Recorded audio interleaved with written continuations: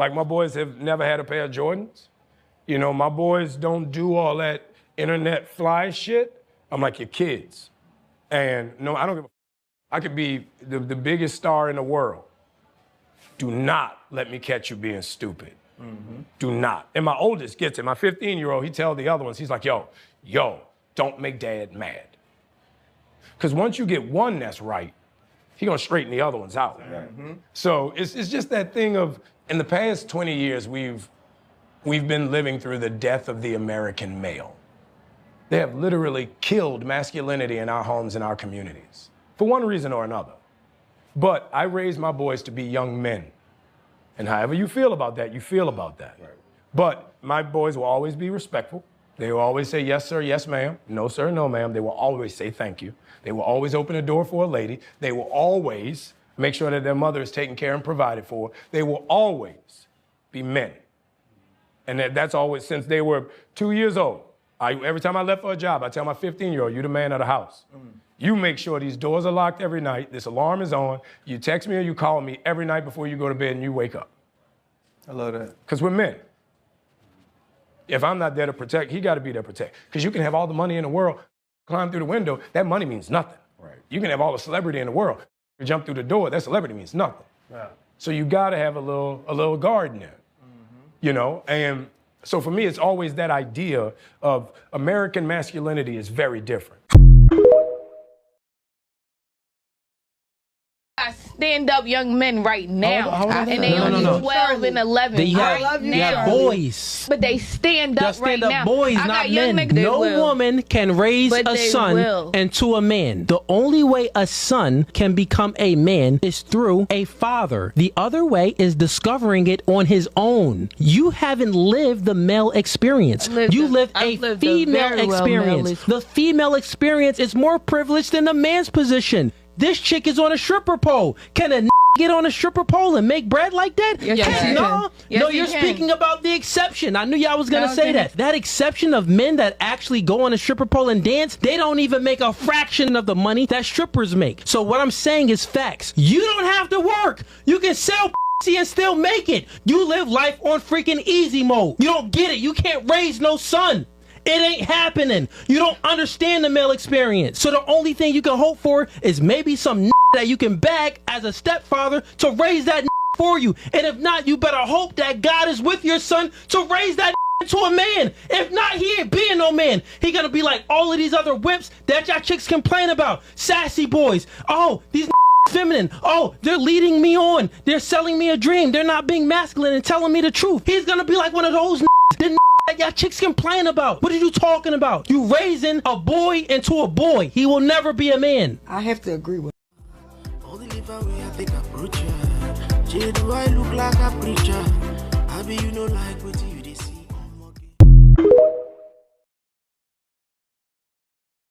90% of American inmates are men, 75% of which grew up without a father. 63% of youth suicides come from fatherless homes, which means you are 5 times more likely to kill yourself if you are growing up without a dad. 90% of all homeless runaway children are from fatherless homes. 85% of children who grow up with behavioral disorders come from fatherless homes. We are 20 times more likely to have a behavioral disorder if we grew up without a father figure. 80% of all rapists come from fatherless homes. We are 14 times more likely to rape somebody if we grew up without a dad. 71% of all high school dropouts come from fatherless homes. We are 9 times more likely to drop out of school if we don't have a father figure at home. Malachi chapter 4 verse 6, his preaching will turn the hearts of fathers to their children and the hearts of children to their fathers. Otherwise I will come and strike the land with a curse. It will not go well with us if we do not have good male role models and healthy father figures.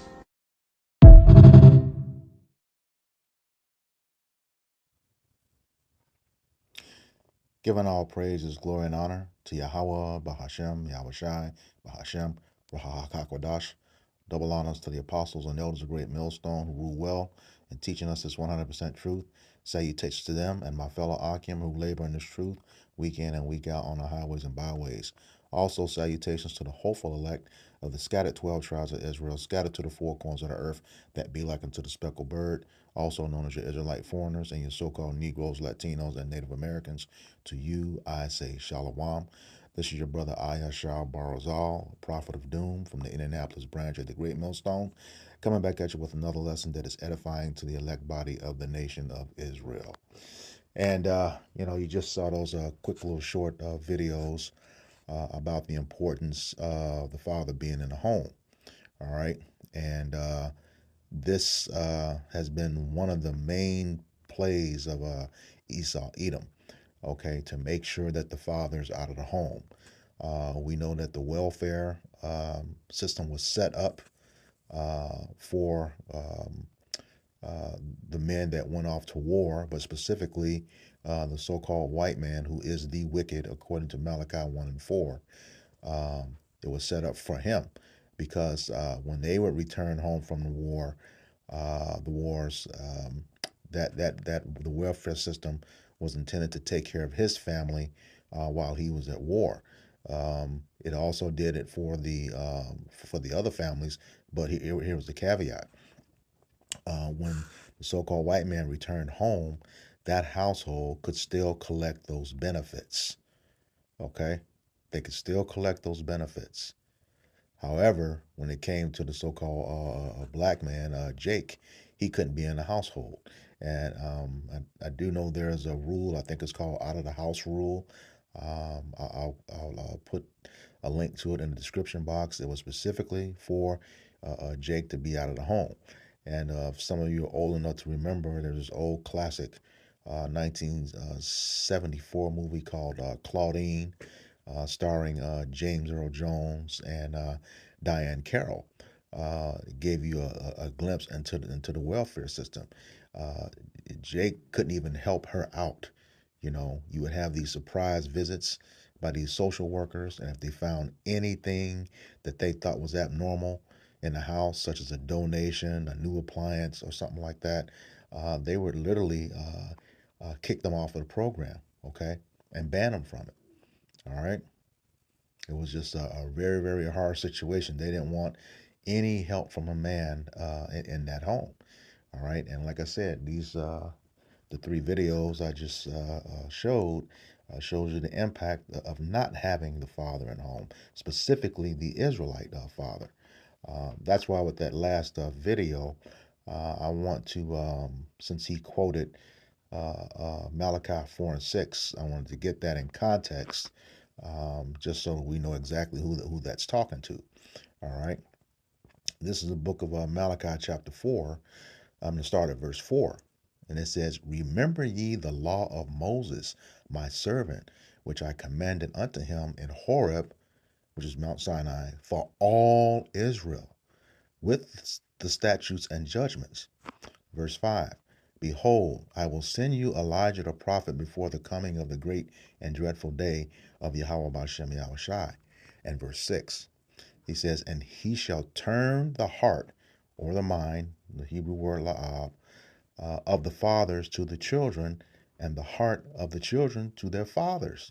It says, "Lest I come and smite the earth with a curse." All right. And we know that didn't happen because, it's, even at that time, because we're exiled to this day. All right. Under those curses of Deuteronomy 28, of being kicked out of our land. All right. But what was he saying here about the law of Moses? This is what's so important about the father being in the house. This is the book of Deuteronomy, chapter 4, and beginning at verse 5. And it reads, "Behold, I have taught you statutes and judgments, even as Yahweh my power commanded me, that ye should do so in the land whither ye go to possess it." Verse 6, "Keep therefore and do them, for this is your wisdom and your understanding in the sight of the nations, which shall hear all these statutes and say, Surely this great nation is a wise and understanding people." Verse 7, "For what nation is there so great, who hath Yahweh so nigh to them, as Yahweh our power is in all things that we call upon him for?" Verse 8, "And what nation is there so great, that has statutes and judgments so righteous as all this law which I set before you this day. In verse 9, here's the point. He says, only take heed to thyself and keep thy soul diligently, lest thou forget the things which thine eyes have seen, and lest they depart from thy heart all the days of thy life, but teach them thy sons and thy sons' sons. Okay? Father can't teach his sons if he's not in the house. Okay? He can't teach the woman if he's not in the home. As the scriptures say, if a woman learn anything, she learned from her husband who is at home. Okay? So this was the whole ploy of getting Jake out of the house. Okay? Where he could not instruct his children. Okay? And another way that they made sure of that was by the Bible Destruction Group removing the Apocrypha out of the Bible, saying it wasn't canonized. Okay? Well, if it wasn't canonized, prove to me this. The Zondervan's Compact Bible Dictionary, the internet, if we just look it up, just simply ask the question, what languages did King James translate the Bible from? And it tells you the Greek, the Latin, and the Hebrew. All right? But when they took out the Apocrypha, that eliminated a part of that. Okay? Because we know for a fact that the Old Testament is translated from the Hebrew and the New Testament was translated from the Greek. What happened to the Latin? And you can prove that the languages at that time were the Greek, Latin, and Hebrew, because they tell you the Lord's name was written above his head. And Luke 23:38 and John 19:20 makes it very clear. It was in the Greek, Latin, and the Hebrew. So what happened to the Latin? Okay, your immediate question is, who spoke classic Latin? Once you look that up, it's the Romans, okay, who were very much involved in removing the Apocrypha. Yet they kept it in their Bible, the Roman Catholic Church. Catholic means universal, and we know that the Bible is not universal. I just read to you that it was only given to the nation of Israel. Okay? So I don't know what nationality that gentleman was who quoted that in the video, but hey, you got to go to the scriptures. That's why I read the whole thing in context. Okay? It was given to the nation of Israel. All right? And, you know, that Apocrypha, Sirach 30, tells you the do's and don'ts when the father is in the home. So it can only get worse when he's not in there. All right. So let me go to that. I can. That's pretty much straightforward. This will be Sirach or Ecclesiasticus, chapter 30.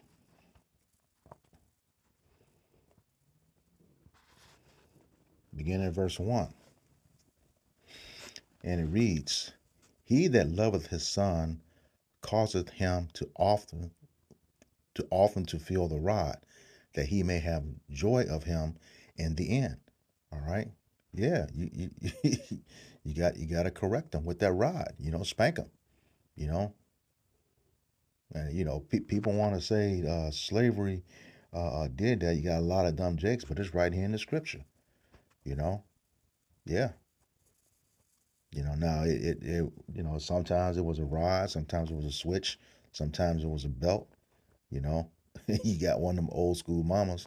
It was anything, extension cord, you know, Hot Wheel tracks, you know, that old clog shoe, you know, an iron, shit, anything she can get her hands on.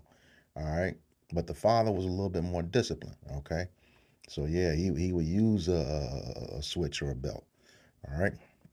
Verse 2 says, he that chastises his son shall have joy in him and shall rejoice in him among his acquaintance. All right. That a son is learning the value of not being you know, out of control, you know, ruling over his spirit in certain situations. conducting himself accordingly, letting them know that there's consequences for your actions. Because, I was growing up, said if you don't get corrected in the house, somebody outside is going to correct you and it may not end well. All right.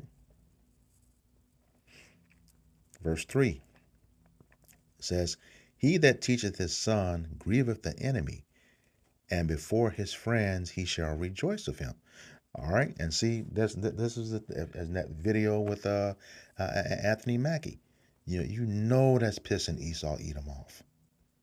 Okay. Number one, he's instilling in them not to get caught up in the system. All right. Now, I didn't hear any Bible scriptures in there, but he's protecting his sons, his seed line, as a father should. Just like we give the people, we see something for coming or know something, and we warn the people. Okay, if they choose to go another way, the blood is off our hands, and they're totally responsible. Same thing with the father. You got to teach him. It's going to grieve the enemy. All right. Point blank. Period. And like I said here, it says, and before his friends, he shall rejoice of him. Going back to that video with Anthony Mackie, when he told him what he does with his son. Oh, yeah, man, that's good, man. That's good. They were taking notes. All right. Verse 4, it says, though his father die, yet he is as though he were not dead, for he have left one behind him that is like himself. All right. And, here again, I'm old school, Generation X, baby. And, growing up, my father told me that his number one goal was to make sure that, I was a better man than him. All right. He taught me that. I taught my sons the same thing. All right. That's what we're supposed to do. Expound, they like my father told me, hey, I'm the benchmark for the man that you should be. I tell my sons the same thing. I'm the benchmark for the man that you all are supposed to be. Okay. I'm not going to always be perfect. I never said I was, but the thing is, I want to make sure that this, legacy continues, especially now that I understand this truth and still learning. It says, verse 5, while he lived, he saw and rejoiced in him, and when he died, he was not sorrowful. And that's so true. I got a personal testimony for that. My father told me when I was probably about 8 or 9 years old, gave me a list of things that he felt that I should accomplish, and then 50 years later, I go back and ask him, did I do it? And, he's well up in age now, and ironically, they say his memory is going away. I can tell when I talk to him, but, I asked him, do you think you did it? And he actually remembered the entire list that he gave me and said, yeah, yeah, you did it. But, being the person that I am, I always feel that there's more work to do. I can't become complacent, and that's something we, the prophets cannot do, is become complacent, It says, strive for the truth till death, and the Lord shall fight for us. Okay. He also said, and he that endures to the end, the same shall be saved. So even though, I met the list of my earthly father, the one for the heavenly one and the son, a long way to go, a long way to go until he cracks those clouds, That's just the way it is. You keep striving. Okay. It says, verse 6. Oh, Salaki.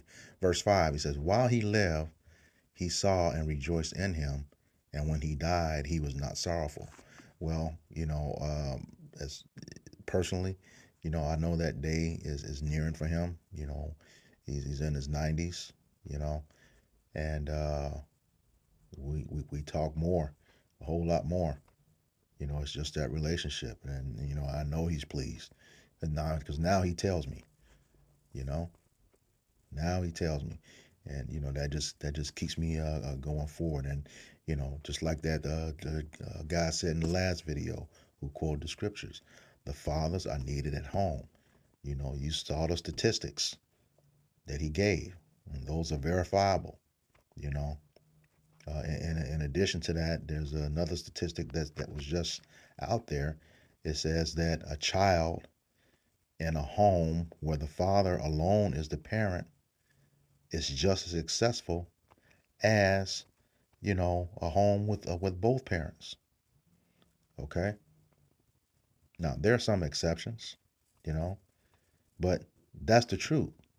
And the reason for that is back then the woman or the wife had a lot more respect for the husband, you know. And I make sure that was true because the thing is, the minute you old school, you know this. If you ask your mother something, first thing she's gonna say, "Did you ask your father?" And don't lie to her. Don't lie to her because she's gonna ask him. All right. And then, find out you're lying. Both of them fuck you up. Don't spare that rod for lying. All right. So you learn that lesson. All right. Verse 6, it says, he left behind him an avenger against his enemies and one that shall requite quietness to his friends. All right. So, yeah, we avenge these enemies. I can remember the first lesson my father told me, he'd be pointing to his head and say, once you get it right here, you're going to be hard to control, hard to stop. He was talking about wisdom. All right. He didn't have no scriptures with it, but it's the truth. It's the truth. And the times that we coming in, Isaiah 33:6 says, wisdom and knowledge should be the stability of thy times. Fear of Yahweh Bashem Yahushai is his treasure. All right. Getting in, learning this wisdom, getting more wisdom, heeding to the teachings of my elder apostles and my elders here, having that unity with the brothers that have the same goal of growing in this truth, in the correct doctrine. Okay. It's more important because everything that's going around now, you see Jake, having tizzy fits about what's happening. Everything that that Esau wants to do. No, of course, we have to stay circumspect of it. But hey, I tell you, brothers in this truth, although we circumspect and we know that we can be martyrs, we cool as a cucumber, during this time, because we know what has to happen and we know what the reward is. All right. It says, verse 7. All right, and remember, these are the do's and the don'ts of the father when he's in the home. So once again, keep in mind, if he's not there and these things are not done, once again, you get the statistics that guy listed in that last video. All right. Sirach chapter 30, verse 7. It says, he that maketh too much of his son shall bind up his wounds, and bowels will be troubled at every cry. Yeah, you can't be calling these boys, man. My little sister went outside and fell, cut her leg open. Hey, get her to the hospital. Blah blah blah blah blah. I went outside, hit a bump, hit the ground. The head hit one of those water meter covers. Okay, and then the bike behind me rolled over my head. I'm bleeding out the head. It brought me in the house, put some Acurco on it, going back outside and play. You know. But yeah, you can't be calling those boys, because every time something happened to them, you be running, and they don't know how to be men. All right. They do not know how to be men. All right. Verse 8, it says, a horse not broken becometh headstrong, and a child left to himself will be willful. All right. And that's the thing, you got all these YNs, I'm old school, just found out what that meant last week. You got these YNs out here just running roughshod, running up on people, okay? Stealing from them, carjacking them, robbing stores, and, just taking risk with no thought of the consequences. And a lot of these people, you got these laws now. You don't have a license to carry. Okay, they running up on folks and getting laid out, and then mama want to cry, oh my baby, oh my. No, you should have let him see his father. Okay, you shouldn't have paid attention to Esau's system, taking the money, having a role in the man's heritage being messed up. All right, and his lineage. All right. Verse 9, conquer thy child, and he shall make thee afraid. Play with him, and he will bring thee to heaviness.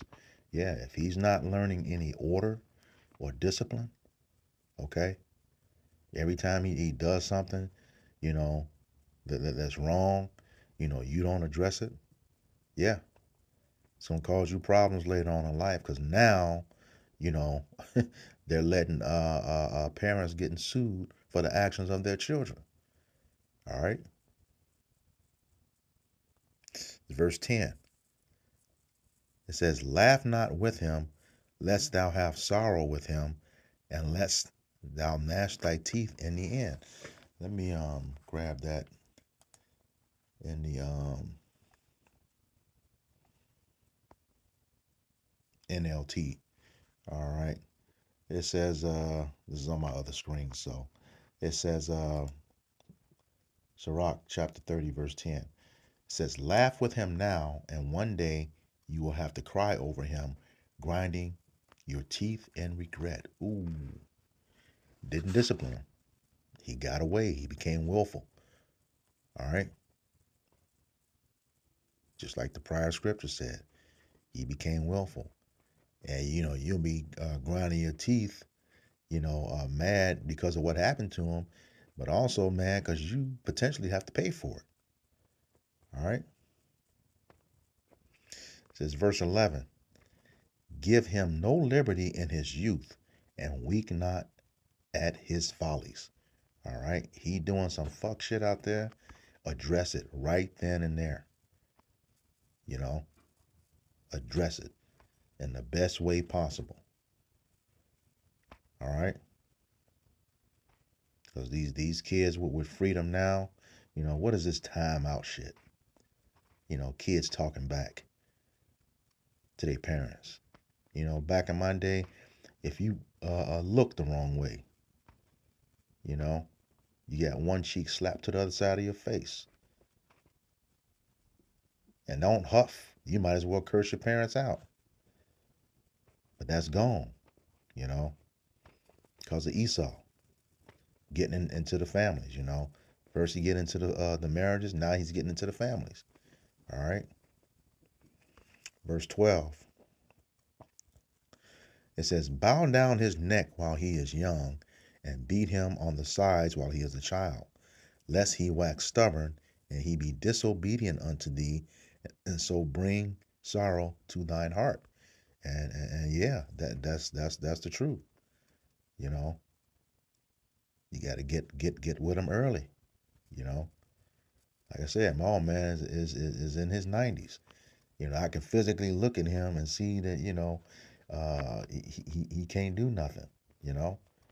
But because of that stuff early on, you know, and following sound counsel to the best of his ability, you know, that's still that reference, you know, the stuff that I was taught, you know. Now I carry on, okay, and pass down, just like the scriptures say I was supposed to in Deuteronomy 4, okay. And that was the thing, you know, with that, you know, that Deuteronomy 4 about teaching our sons and sons. Just read the book of Judges, okay? On our way to the promised land, and Israel wasn't doing what it was supposed to do. That heritage was lost within the first 3 chapters of Judges. It had it all come back because they weren't teaching, passing the history down. That's why you had to have judges, okay? That is important, teaching our history. And this is what Esau is mad about now, that we coming back into the knowledge, wisdom, and understanding of who we are, okay? According to Ezekiel 37, that breath is in those bones now, okay? Those bones are coming to life, and we telling our people, you know, telling everybody, the heathen too, letting them know their impending destruction and captivity, but we're also telling the elect, as we're supposed to, okay? As we were commanded to. He said, it's his sheep hear his voice. Who is his voice? The prophets, okay? The Lord said he has spoken by the mouth of the prophets since the beginning, all right? So yeah, you got to chastise him. It says, verse 12, it says, chastise thy son and hold him to labor, lest his lewd behavior be an offense to thee. Yeah, you need to learn how to do stuff. You know, mow the lawn, take the garbage out, okay? Change a tire. Know what tools to use in certain situations, okay? If you don't know how to do it, you know how to get access to it, all right? There's no excuse today. You know, everything's on YouTube, all right? So yeah, you know, don't let him ruin your name. You know, just remember, just like the scriptures said, you know, though he dies, it's like he never left, okay? Because he's continuing all the good things that that you're supposed to teach him, all right? And I'll say it again, you know, this passage of scriptures is when the father's in the home. And again, now that he's out, and most of them, you get those statistics that guy mentioned, all right, in that last video, all right, and the child, you know, becomes a stain on your name, stain on your legacy, you know, and possibly could get you some jail time, all right. Now I'll close out with this one. This is the book of Proverbs 22 and 6. It says, train up a child in the way that he should go, and when he is old, he will not depart from it. All right? It said, train up a child. And that word child goes into the Hebrew word ban, meaning son. Ban, B-A-N, meaning son, which takes you right back to Deuteronomy chapter 4, teaching your son and your son's sons. It says, and when he is old, he will not depart from it. All right? But if he don't know shit, he ain't got a leg to stand on. You know? Can't be no man if he's not being taught, you know, like he should be, but by a righteous man. Like I said, a lot of those things that Mackie was talking about in that video, and what the guy was saying in the second video, you know, and yeah, you with that second video, you women, you know, like I said, there's an exception, but you cannot raise a man. You too fucking emotional, okay? Which is being passed off to these men today, these YNs. All right?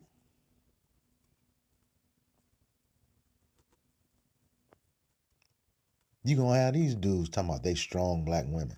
They don't need no man or need a father per se. Because of that dumb shit. You are not equipped to do that. No, you're not equipped to do that. And that guy, he was being corrected not too long ago. Benghazi and whatever his name is, I forget. But he was out of pocket when it came to the Israelites and what the truth of the Bible says. But he was right on that. All right. He was right on that. When that man is not in the home, shit goes crazy. All right. Because it is the man that is in the image. A righteous man, the elect man, is in the image of Yahweh B'Shem Yahushai. All right. Get that in Genesis 1, 26 and 27, and 1 Corinthians 11. All right. The man that is the image and the glory of the Most High. He only imparts that wisdom into his men, the elect man. All right. That's Proverbs chapter 8, verses 1 through 4, with the point being in 4. Okay.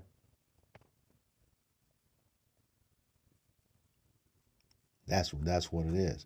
So yeah, this whole toxic masculinity thing, that's what they do to make Jake appear wrong for teaching his sons how to be upstanding men in this society. Okay, especially when you have this truth.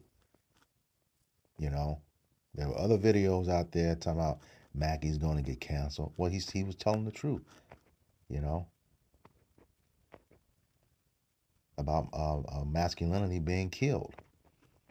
All right, and he alluded to it being from Hollywood. Look at it. Every movie you look at, it's got to have a Mo in it.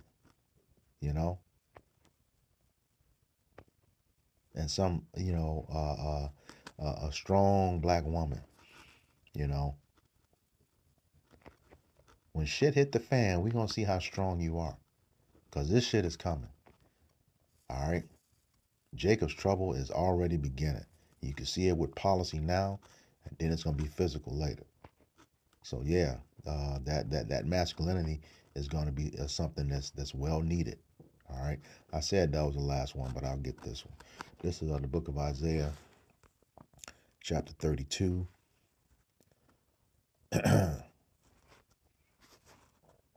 Verse 2.